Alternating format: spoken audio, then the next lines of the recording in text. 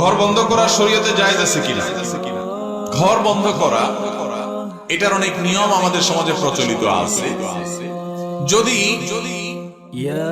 রুকিয়া শারঈয়ার অংশ হয়, সেখানে বেশরিয়াতে কোনো কাজ করা না হয়, ঘরে যাতে দুষ্ট জিনের উপদ্রব এগুলো না থাকে, যেগুলো আছে সেগুলো থেকে মুক্ত করা হয়, আজান দেওয়া হলো, কোরআন তেলাওয়াত করা হলো, এই জাতীয় কাজ করা হয়, তাহলে এগুলোর মাধ্যমে ঘরকে দুষ্ট জিন ব্ল্যাক ম্যাজিক থেকে মুক্ত করার প্রয়াস এটা গ্রহণযোগ্য হতে পারে।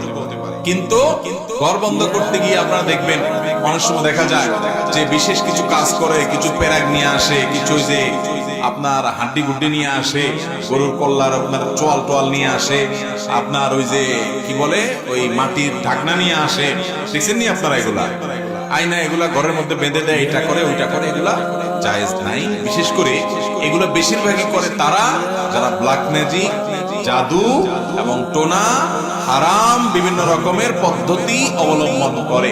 এই জাতীয় খোনাররা সাধারণত ঘর বন্ধ করতে গিয়ে সমস্ত আকাম করে। আমরা জানিও না প্যারাক বেঁধে দিও যে প্যারাকে রক্ষা করবে, ওইটা করবে সেটা করবে, এটা না।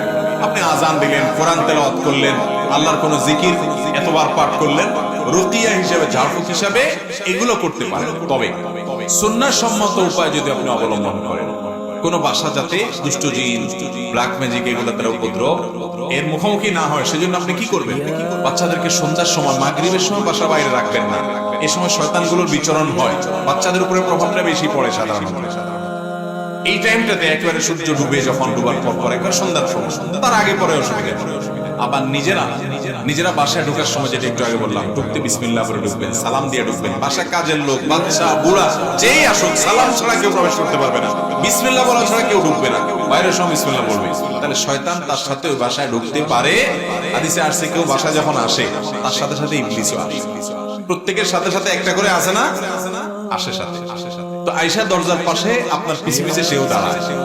আপনি মোবাইল টিপতে টিপতে, মোবাইলে কথা বলতে বলতে হুট করে ঢুকে পড়ছেন, ইবলিস তখন খুশির চোটে বলে, যাক, ঢোকার সুযোগ পাইছি। আর যদি আপনি বিসমিল্লাহ বলে ঢুকেন, ইবলিস বলে, হায় হায় রে, লা মাবিতা, আজকে এখানে রাতে আর থাকার সুযোগ হলো না। আমরা টের পাই না আমাদের জিন্দেগিতে কিভাবে বরকত চলে যায়। এজন্য বাসার সবাই, যত মানুষ ঢুকবে বাড়িতে, ঘরে ঢোকার সময় কি বলে ঢুকবে?